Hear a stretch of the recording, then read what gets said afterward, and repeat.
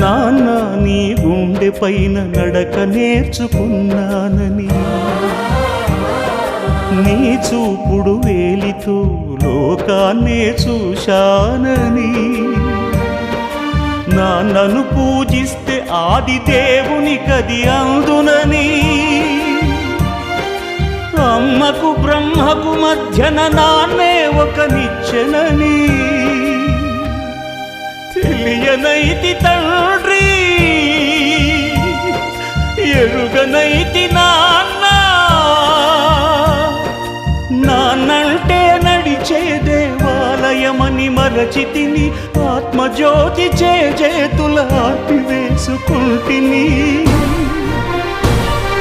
మరచిపోయి కూడా నన్ను మన్నించొద్దమ్మా, కలనైనా నన్ను కరుణి